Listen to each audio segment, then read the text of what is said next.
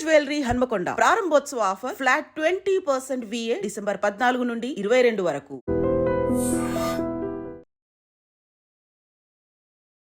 నమస్కారం, welcome to I dream. ధర్మ మార్గం విత్ విజిత కార్యక్రమానికి స్వాగతం.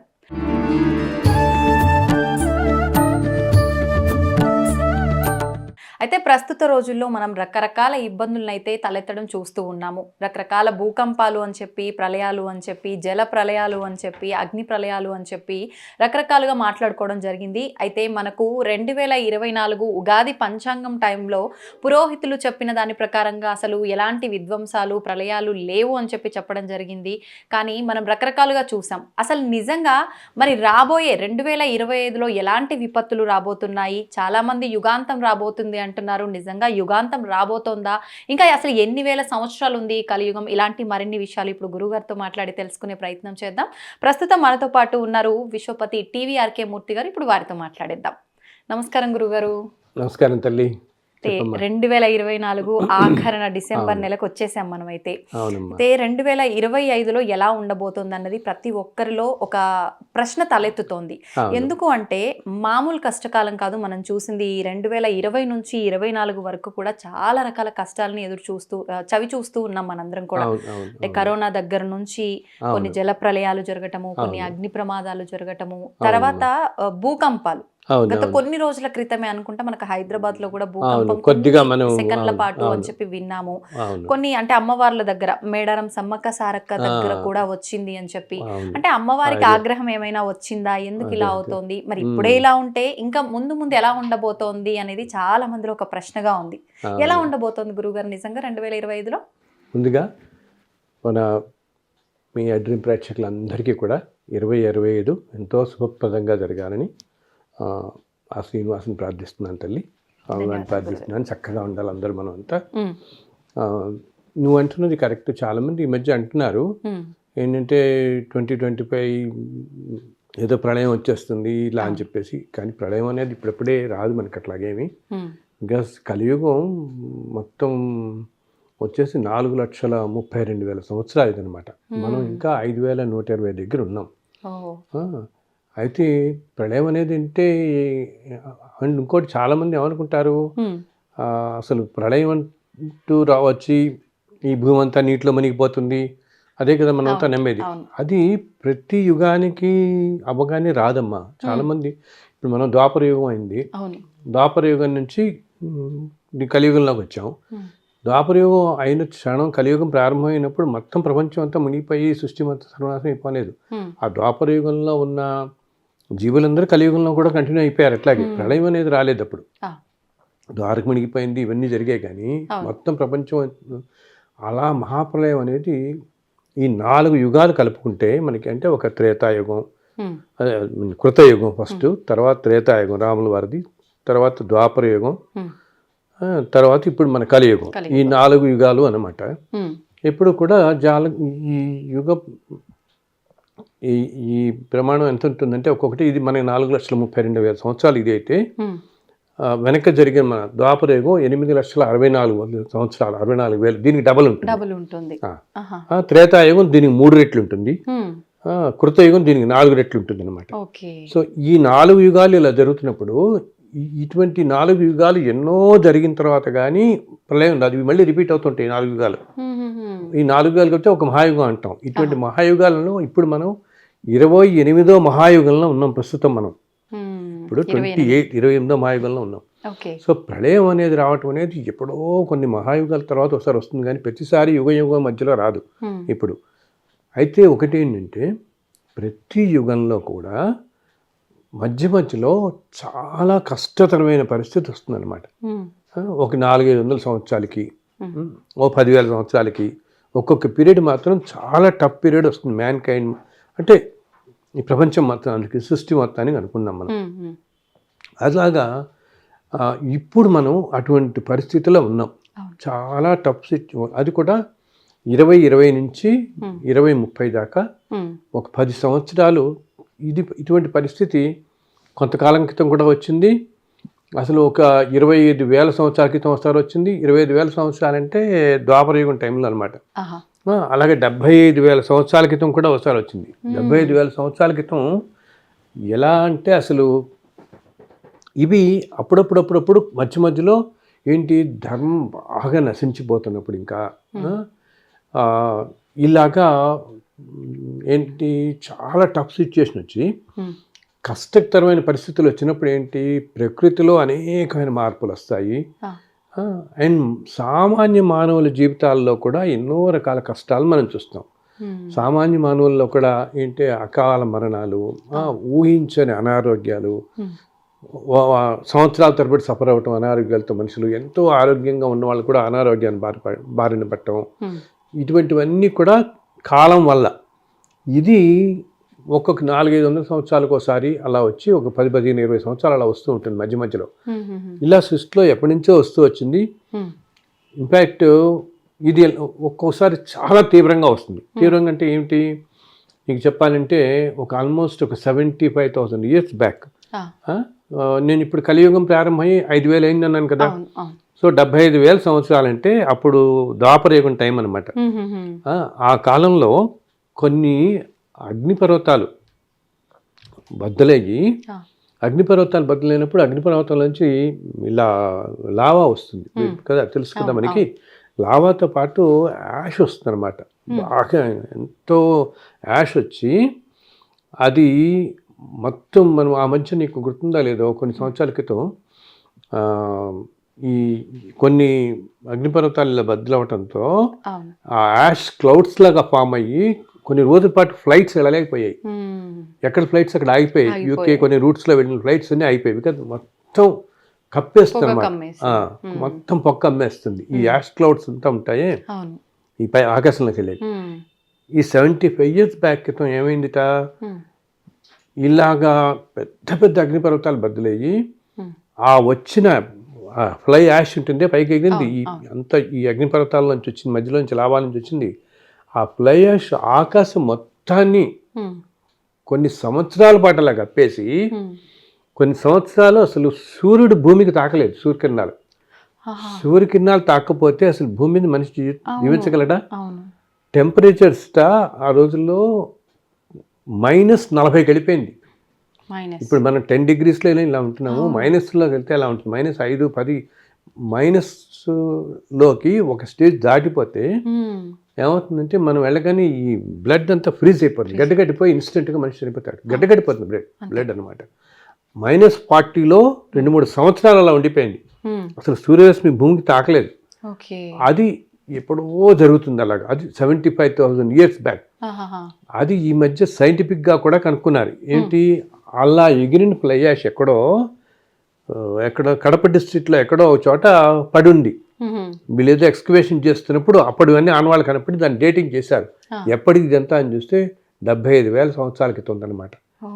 అప్పుడు జరిగింది. ఆ గాలిలో ఎగిరి ఇక్కడ దాకా వచ్చి పడింది ఎక్కడిదో. అలాగా ఇప్పుడేంటి, ఇప్పుడు మనం ప్రస్తుతం కూడా అటువంటి ఎంతో చాలా కష్టతరమైన పరిస్థితుల్లో ఉంది ప్రపంచం.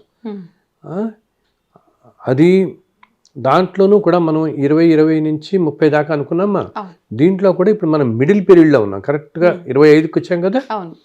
సో 25, 26 అనేది చాలా కష్టంగా ఉండబోతోంది. అంత ఆశాజనకంగా ఉండదు ఇది. అయితే నేను ప్రజల్ని భయపెట్టడం కోసం చెప్పట్లేదు.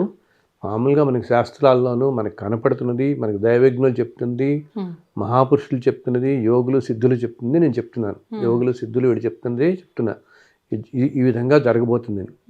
ఈ 2 సంవత్సరాల్లో ఏంటంటే ప్రకృతి పరంగా మనకి ఈ భూకంపాలు ఎక్కువ అవటం కానీ, ఇలాగా తుఫాన్లు ఎక్కువ అవటం కానీ, నీటికి సంబంధించింది చాలా తీవ్రంగా ఉంటాయి. అగ్ని, నీరు ఈ 2 చాలా తీవ్రంగా ఉండి ప్రతి చిన్నదానికి ఫైర్ యాక్సిడెంట్స్ అయిపోవటం. ఒకవేళ ఇన్ఫ్యాక్ట్ ఓ పక్కన వర్షం కురుస్తుంటే ఓ పక్కన ఫైర్ యాక్సిడెంట్ అవుతుంటుంది. అటువంటివి కూడా మనం చూస్తాం అన్నమాట. అది ముఖ్యంగా 25, 26లో ఇంకా ఏంటి, ఎందుకు గ్రహాల ప్రభావం అలా ఉండి అసలు కాలం అలా ఉంటుంది ఈ పీరియడ్ అంతా. ఇలా 20, 28 దాకా మనకి ఇలా వెళుతుంది. 28 తర్వాత పరిస్థితులు చక్కబడతాయి, చాలా చక్కబడతాయి. అయితే ఈ టైంలో ఏంటి, భారతదేశం మాత్రం కొంచెం రక్షింపబడుతూ ఉంటుంది. ఆహా. భారతదేశం మాత్రం మనం ఇది కర్మభూమి కాబట్టి వేల సంవత్సరాలుగా సాక్షాత్తు భగవంతుడే వేసిన రూపం ఎన్నో రూపాయలు తీసుకుని తిరిగిన భూమి, అవును. ఎంతో మహానుభావులు నడియాడిన భూమి కాబట్టి ఇది కొంచెం రక్షింపబడుతుంది. కానీ మనకి యూరోపియన్ కంట్రీస్ కానీ ఒక అమెరికా కానీ ఈ దేశాలన్నింటినీ బ్రిటను, రష్యా, ఈ చైనా, ఈ దేశాలన్నీ ఎంతో ఎఫెక్ట్ కాబోతున్నాయి. అది వచ్చే 4-5 ఏళ్లలోనే మనం ఎన్నో చూస్తాం అటువంటివి.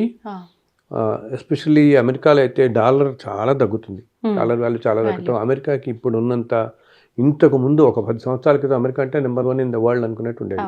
ఆ స్థితి నుంచి తగ్గుతూ వస్తుంది, ఇంకా వచ్చింది. అండ్ భారతదేశం 2030 వచ్చేటప్పటికి ప్రపంచంలో నెంబర్ 1 అయిపోతుంది. 5-6 ఏళ్ళేటప్పటికి. అండ్ చైనాలో కూడా ఎన్నో మార్పులు వస్తాయి. ఈరోజు చైనా ఎన్నో విధాలుగా ప్రపంచాన్ని చాలా రకాలుగా ఇబ్బంది పెడుతుంది, అందరూ చూస్తున్నారు.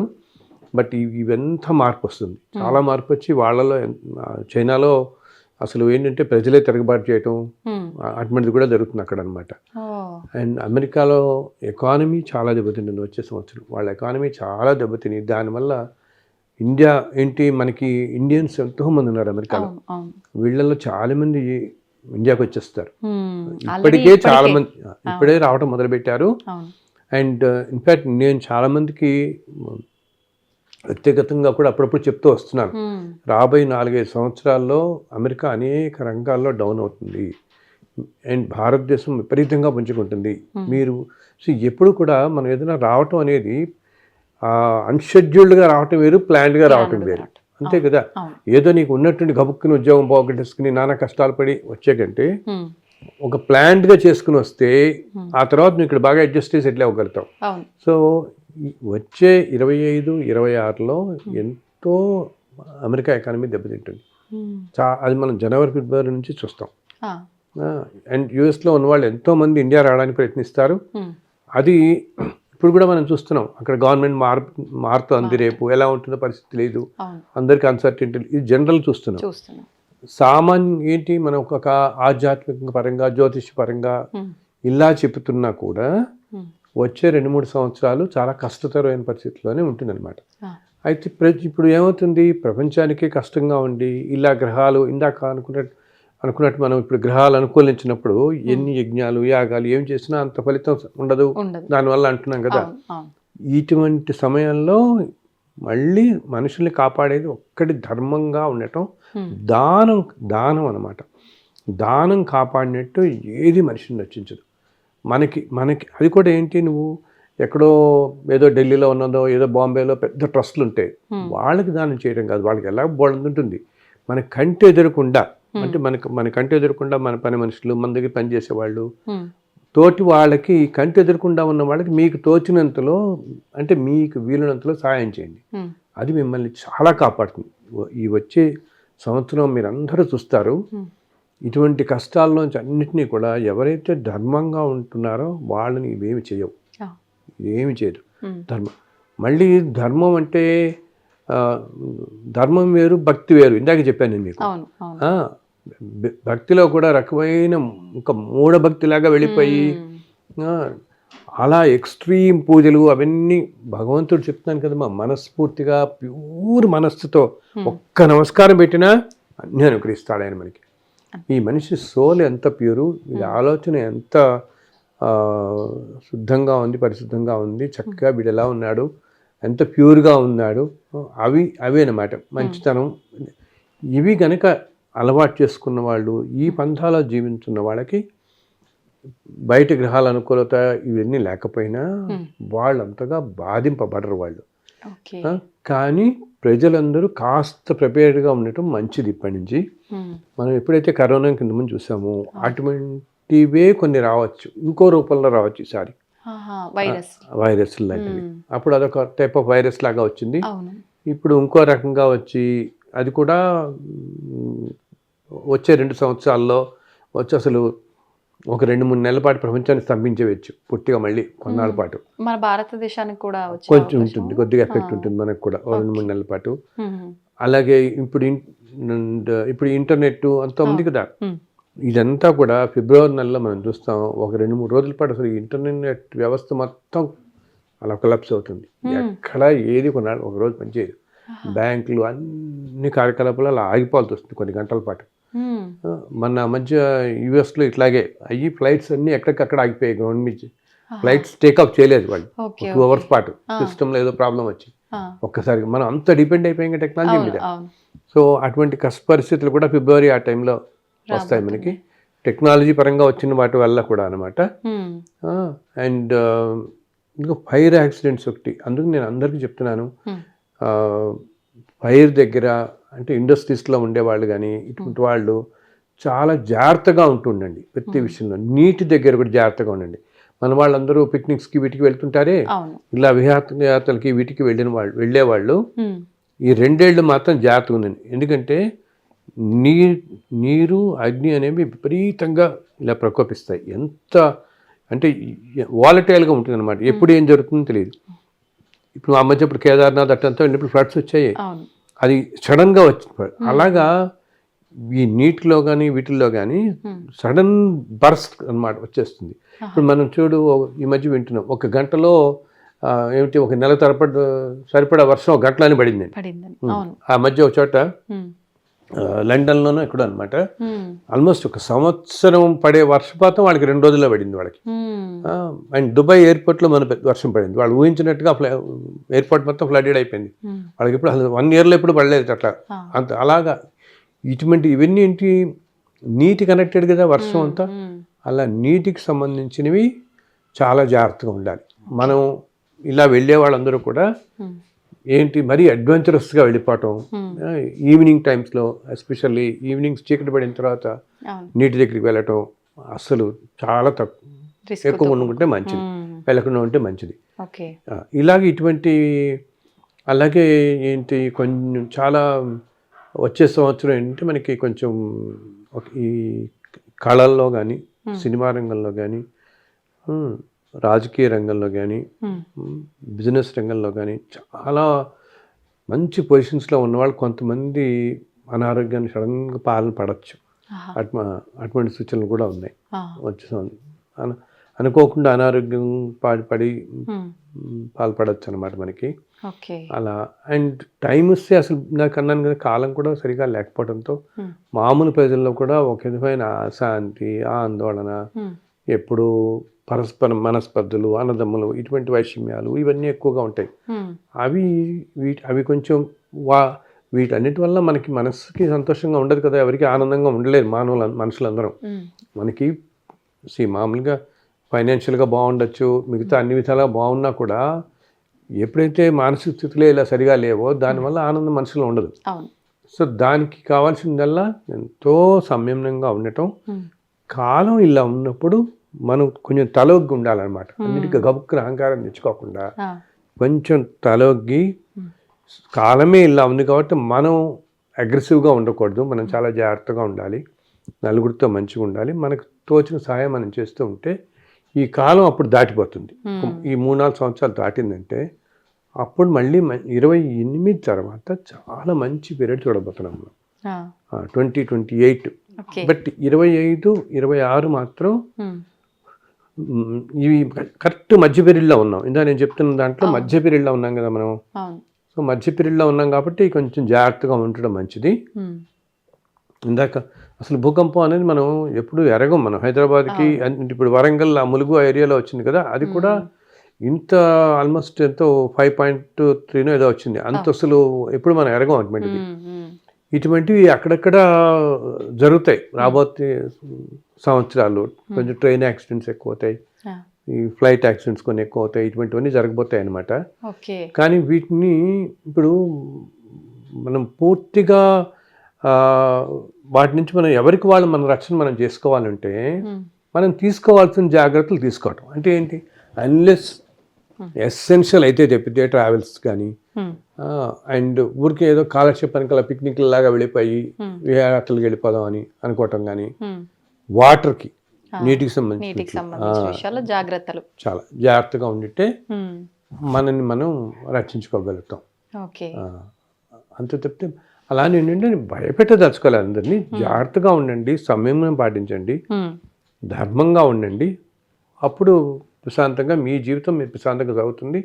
మీ నలుగురికి సహాయం చేస్తే దానివల్ల పాజిటివిటీ వచ్చి ఈ సమాజంలో కూడా పాజిటివిటీ కాస్త వచ్చి నలుగురు బాగుంటారు. నలుగురు బాగుంటే ఆ పాజిటివ్ ఎనర్జీ వేవ్స్ పెడతాయి కదా, దానివల్ల అందరం బాగుంటాం, మనం అందరం బాగుంటాం. కాలం ఇలా ఉండబోతోంది కాబట్టి నేను ఇంకోటి ఏంటంటేనమ్మా, ఇలాగ చెప్పాను కదా 400 yearsకి 500 yearsకి మనకి ఇటువంటి పీరియడ్స్ వస్తూ ఉంటుందని. అయితే ఇట్లా ఎప్పుడు కూడా భగవంతుడు ఏం చేస్తాడంటే ప్రతి కాలంలో కూడా ఎప్పుడు కంటిన్యూస్లీ సృష్టి మొదటి నుంచి కూడా అనమాట ప్రతి కాలంలో కొంతమందిని మహాపురుషుల్ని భూమి మీద పెడుతూ ఉంటాడు. వాళ్ళు ఈ లోక కళ్యాణం కోసం మాత్రం వస్తారు. మనం ఇప్పుడు ఒక మహావతార బాబాజీ అని, రమణ మహర్షి అని వింటుంటాం కదా. వీళ్ళందరూ ఏంటంటే సృష్టి సక్రమంగా జరగడానికి వచ్చిన ఒక టైమ్స్లో మహాపురుషులు. వాళ్ళల్లో కొంతమంది బాహ్యంగా ఉంటారు, కొంతమంది గుప్తంగా ఉంటారు. అంటే కొంతమంది బయట మనకి కనపడతారు, కొంతమంది కనపడకుండా మనకి హిమాలయాస్లోను ఇంకెక్కడో మౌంటైన్స్ రేంజ్లోను వాళ్ళు ఏదో తపస్సు చేసుకుంటూ ధ్యానం చేసుకుంటూ వాళ్ళు ఏం చేస్తారంటే ఈ ఇలా కష్ట సమయాలు వచ్చినప్పుడు వాళ్ళ ధ్యానంతో దాంతో ఈ సృష్టి సర్వనాశనం కానికుండా రక్షిస్తూ ఉంటారు. ఏంటి ఇప్పుడే ప్రళయం వచ్చేసి ప్రపంచం అంతా ఇదైపోయి కొన్ని కోట్ల మంది అటువంటి నష్టాలు జరగవు. ఏదో ఏంటి ప్రపంచ యుద్ధాల్లాగా వచ్చి కొన్ని కోట్ల జన నష్టం అనేది ఏమి జరగదు. ఇప్పుడేమి టఫ్ సిచ్యుయేషన్లో ఉన్నాము. కొన్ని ఇలాగా ప్రకృతి విపత్తులు ఇలా వస్తూ ఉంటాయి, ఇవన్నీ జరుగుతుంటాయి ఇవన్నీ. ఇటువంటివి మాత్రం వీళ్ళు ఇలా ఎప్పుడూ కూడా ఒక 400 మంది ఉంటారు భూమి మీద, రకరకాల చోట్ల. ఇక్కడనే కాదు, ఇక్కడ ఇంకో దేశంలో ఉండొచ్చు, ఇంకో దేశంలో ఉండొచ్చు, హిమాలయాల్లో ఉండొచ్చు, లేదా అమెరికాలో ఎక్కడో మౌంటైన్స్, స్విట్జర్లాండ్ మౌంటైన్స్లో ఉన్నారు, కొంతమంది జపాన్లో మౌంటైన్స్లో ఉన్నారు, ఇండోనేషియాలో మౌంటైన్స్లో ఉంటారు. ఎక్కడో వాళ్ళు ఏదో జాతుల్లో పడతారు, అసలు వాళ్ళ గురించి తెలియని కూడా తెలియదు అనమాట. కానీ వాళ్ళ వల్ల ఈ సృష్టి అంతా రన్ అవుతూ ఉంటుంది. అంటే ఏంటి, మరీ సర్వనాశనం కాకుండా కాపాడబడుతుంటుంది. భగవంతుడు ఇలా పంపిస్తుంటాడు వీళ్ళందరినీ కూడా. ఫస్ట్ థింగ్ ఏమవుతుంది, ఎప్పుడైతే అంత హైయెస్ట్ లెవెల్ కంటే దగ్గరలో ఉన్న డ్యామ్స్, రిజర్వాయర్స్ అన్నీ బ్రేక్ అవుతాయి. రిజర్వాయర్కి డ్యామ్ కనుక బ్రేక్ అయితే ఆ వాటర్ అలా గషప్ అయ్యి విపరీతంగా అయిపోయి కొన్ని వేల గ్రామాలను ముంచుకుంటూ వెళ్ళిపోతుంది ముందుకు నీడు ఒక్కసారిగా. అటువంటివి కాకుండా నీకు 5 దగ్గరే ఆగిందంటే జస్ట్ ఆ ప్రకంపనలు ఆగే. అది కూడా ఏంటి, ఒక మహానుభావుడు కేవలం సంకల్పంతో ఆ రోజు రాత్రి అట్లా ఆపాడు అక్కడ దాన్ని. ఆ తెల్లవారుజామున దాన్ని ఇంకా హయ్యర్ అవ్వాల్సింది గబుక్కుని ఇట్లా ఆపాడు దాన్ని. అది కూడా వాళ్ళు ఏమి చేయరు, వాళ్ళు ఏదో పూజ యజ్ఞం ఏమి చేయరు, కేవలం సంకల్పం మాత్రమే. అంటే ధ్యానంలో వాళ్ళు గ్రహిస్తారు, ఇప్పుడు ఇదిగో ఇది ఇలా జరగబోతోంది అక్కడ అని ఒక్కసారి సంకల్పం చేసుకోగానే ఎందుకంటే వాళ్ళ దగ్గర ఉండే కాస్మిక్ ఎనర్జీ అంత ఎనర్జీ ఉంటుంది. వాళ్ళు ఎక్కడో చోటు ఉంటారు. ఇప్పుడు ఇదంతా ఏమిటి, ఇదంతా ఎనర్జీనే వస్తుంది. ఎర్త్క్వేక్ వచ్చినప్పుడు ఎనర్జీ అనమాట. కింద ప్లేట్స్ కదులుతాయి, ఆ ప్లేట్స్ స్టెబిలైజ్ అయినప్పుడు విపరీత ఎనర్జీ పైకి వచ్చేస్తుంది. రావడంతో డిస్టర్బ్ అవుతుంది, ఇదంతా కూడా బ్రేక్ అయిపోవడం ఇదంతా అంటానే. సో వాళ్ళు ఎక్కడో ప్రదేశంలో మనకి తెలియదు, కనపడరు కూడా వాళ్ళు. ఎందుకంటే వాళ్ళకి ఏమంటాం, వాళ్ళకి పబ్లిసిటీ, డబ్బులు, దానం ఇవే కాదు. వాళ్ళు వచ్చిందే సాక్షాత్తు భగవంతుడే వాళ్ళని పంపిస్తాడు ఈ ప్రపంచానికి సర్వనాశనం కాకుండా ఇలా కష్ట పరిస్థితులు వచ్చినప్పుడు కాపాడుతూ ఉండడం కోసం, బ్యాలెన్స్ చేయడానికి కాపాడుతుండడం కోసం. వాళ్ళ సంకల్ప మాత్రంలోనే మొన్న ఒక మహానుభావుడు జస్ట్ ఆ సంకల్పం చేసి దాన్ని ఇట్లా అన్నాడు అంతే, అక్కడితో అయిపోయింది. అది లేకపోతే ఇంకా ఎక్కువ వెళ్ళాల్సింది అసలు ఆ రోజు. ఇది ఈ మహానుభావులు అక్కడక్కడ ఉండి ఇప్పటికీ ఈ కాలంలో కూడా కాపాడుతుంటారు. అందుని మరీ సర్వనాశానికి వెళ్ళదు. కానీ అసలు జనరల్లో నేచర్లో ప్రకృతి సిద్ధం ఇలాగా జరుగుతూ ఉంటుంది మధ్య మధ్య టైమ్స్లో. మనం ఒకటి వింటాం చూడు, ఒక టైంలో ఏంటి శ్రీరంగంలో శ్రీ వైష్ణవుల్ని కొన్ని వేల మందిని చంపేశాడు అప్పుడు రాజు, అసలు విష్ణువుని పూజించడానికి వేదని. అవన్నీ చాలా దారుణమైన టైమ్స్, అటువంటి కాలాలు అన్నమాట. ఇప్పుడు మనం మళ్ళీ ఇలా అటువంటి ఒక కాలంలో ఉన్నాం. ఎంతో దురదృష్టకర కాలం, కష్టమైన కాలం ప్రపంచానికి. దీనికోసం ఇందాక నేను చెప్పిన మహానుభావులు ఎలా చేస్తున్నారో, మామూలుగా ఉండే మనకి తెలిసిన మహాపండితులు కానీ, ఈ పీఠాధిపతులు కానీ, వీళ్ళందరూ కూడా నిత్యం ఎంతో ప్రార్థన చేస్తున్నారు భగవంతుని, ఆయన దీన్ని కాపాడని. అండ్ నేను మన వాళ్ళందరికీ చెప్పేది ఏంటి, మీరందరూ కూడా రోజు పొద్దున్న లేచి స్నానం చేసినప్పుడు దేవుడికి ఒక్క నమస్కారం పెట్టుకోండి. పూజలు ఏమక్కలే, ఒక్క నమస్కారం పెట్టుకుని నాయన మాకున్న పుణ్యంలో నిన్ను ఒక్కటి కోరుకుంటున్నాం, అందుని చల్లగా చూడు అని. అప్పుడు ఏంటంటే సమాజం మొత్తం ఇలా ఎప్పుడైతే కోరుకుంటుందో దానికి ఎంతో బలం వస్తుంది. బలం వచ్చి దానివల్ల ఈ విపత్తులన్నీ కొంచెం తగ్గుతాయి అన్నమాట. సో ఇలా నిత్యంగా పూజ చేసుకునే వాళ్ళందరూ మీ పూజలో కొంచెం పుణ్యం ప్రపంచానికి సమాజానికి సరిపోయండి. ఏ పూజ అలవాటు లేని వాళ్ళైనా దాన ధర్మాలు చేయండి, దానివల్ల మీ పుణ్యం వస్తుంది. దానివల్ల మీరు ఒక్క నమస్కారం పెడితే చాలు. భగవంతుని నమస్కారం కూడా అక్కర్లే, ఒకసారి తలుచుకుంటే మన పనిలో మనం పడిపోతున్నా తలుచుకుని నాయన ఇవి ఇప్పుడు వింటున్నాం కదా, మనం ఇలా ఎన్నో చోట్ల వింటున్నాం కదా, ఇవన్నీ కూడా అంతగా రానియకుండా కాస్త సృష్టిని కాపాడుతుంటే నువ్వు అని ఒక్క నమస్కారం పెట్టుకుంటే తప్పకుండా ఆయన ఆలకిస్తాడు. వాటికి స్ట్రెంగ్త్ ఉంటుంది. అందులో ఎక్కువ మంది ఎప్పుడైతే ఒకే పాజిటివ్ ఆలోచన చేస్తారో దానికి చాలా స్ట్రెంగ్త్ వస్తుంది అనమాట. ఒక్కోసారి మనం చూడు, పెద్ద పెద్ద సెలబ్రిటీస్ ఉంటారు, వాళ్ళంటే అంత దేశానికి ప్రాణం అనుకో, వాళ్ళకి ఏదో పెద్ద అనారోగ్యం కలుగుతుంది అనుకో, వీళ్ళందరూ దేశం అంతా పూజలు చేసేస్తారు. అండ్ మనసులో కూడా కోరుకుంటారు, అయ్యే పాపం ఈయన చాలా మంచివాడు, ఇలా అయిపోయింది ఏమిటి, కోలుకోవాలి తొందరగా. సో ఈ సామూహికంగా ఇంతమంది కాన్సన్ట్రేట్ చేసేటప్పటికి ఆ మనిషి దాంట్లో బయటపడతాడు. అది చూస్తూ ఉంటాం, పవర్ ఎక్కువగా ఉంటుంది. సో ఈ వచ్చే సంవత్సర కాలం అందరినీ నేను మరీ ప్రార్థిస్తున్న విషయాలు అంతే. సంయమనంగా ఉండండి. ఎటువంటివి ఏదైనా గబుక్కని జరుగుతున్నా గబుక్కని తొట్టుపాటు పడిపోయి ఏదైనా అలా మాట్లాడటం కాదు. వీలున్నంతగా మీకు తోచినంతలో దగ్గర వాళ్ళకి సహాయపడండి, దానం చేయండి. అండ్ రోజు ఒక్కసారైనా భగవంతుని తలుచుకుని ఎవరినైనా సరే, మీకు ఎవరి మీద నమ్మకం ఉందో, ఒక్కొక్కళ్ళు ఒక్కొక్క రూపానికి మనం ఆకర్షింపబడతాం అన్నమాట.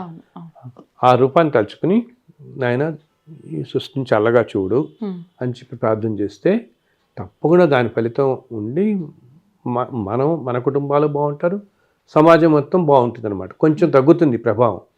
అట్లీస్ట్ ఎంతో ఇప్పుడు ఒక 1000 జన నష్టం జరిగే చోట నీకు 500 జరిగినా చాలా తక్కువైనట్టే కదా, సగానికి సగం తగ్గినట్టు మనకి. అది కాపాడబడుతుంది అనమాట. బట్ జనరల్గా కొంచెం కష్టమైన పీరియడ్ ఇంతకుముందు సంవత్సరాలతో. బట్ ఇందాక నేను చెప్పినట్టుగా మళ్ళీ ఎకానమీ వైజ్ ఇండియా బాగా పైకి వస్తుంది. ఎకానమీగా మనకి బాగా వస్తాం. 28, 29 అప్పటికి వెళ్ళేటప్పటికి ఇండియన్ ఎకానమీ చాలా బాగా వస్తుంది. చాలా అసలు 30, 32కి వెళ్ళేటప్పటికి మళ్ళీ నెంబర్ 1 స్థానానికి వెళ్ళి ప్రపంచంలోనే నెంబర్ 1కి వెళుతుంది. ఇప్పుడు మనం 3ర్డ్కి వెళ్ళిపోతున్నాం, ఇప్పుడు నెంబర్ 1కి కూడా వెళ్ళిపోతాం తర్వాత అనమాట. ఫస్ట్ అండ్ అమెరికాలో మన వాళ్ళు ఎంతోమంది ఉన్నారు. వాళ్ళకి ఇది కొంచెం కష్టం అనిపించినా నేను చెప్తున్న మాటలు ఇప్పుడే చూస్తున్నారు అక్కడ, అన్సర్టనిటీస్ అందరూ చూస్తున్నారు. వచ్చే సంవత్సరం ఇంకా ఎక్కువ ఉండబోతుంది అనమాట అక్కడ. అందుకని కొంచెం ప్లాన్ చేసుకుని వద్దాం అనుకున్న వాళ్ళు చక్కగా రావచ్చు. ఇండియా ఎంతో మళ్ళీ ఒక వైభవంకి వెళ్ళిపోతుంది. ఇండియా 2030, 2030 వచ్చేటప్పటికి ఒక వైభవానికి వెళ్ళిపోతుంది. దానికి ఇప్పటి నుంచి ప్లాన్ చేసుకుంటూ వెళ్ళండి. అందరు సుఖంగా ఉండండి. అండ్ 2025 వచ్చే సంవత్సరం మీ అందరికీ చల్లగా ఉండాలని స్వామివారిని ప్రార్థిస్తున్నాను. తప్పకుండా. చాలా సంతోషంగా ప్రతి ఒక్కరిలో భయాలు అనేవి చాలా ఉన్నాయి. భయపడుతూ కూర్చుంటే సరిపోదు. మీరు అన్నట్టుగా ఏదైనా ఒక ప్లాన్ చేసుకొని మనం ధర్మంగా ఉండి ఎప్పుడు మన కోసమే అనే స్వార్థం కాకుండా అందరము బాగుండాలని ఒక ఆరాధన అనేది భగవంతునికి చేస్తే నిజంగా చాలా బాగుంటుంది. గురుగారు చాలా మంచి విషయాలు తెలియజేశారు. ధన్యవాదాలు. Advance happy new year. Thank you తల్లి, మీ అందరికీ very happy new year. Thank you గురుగారు.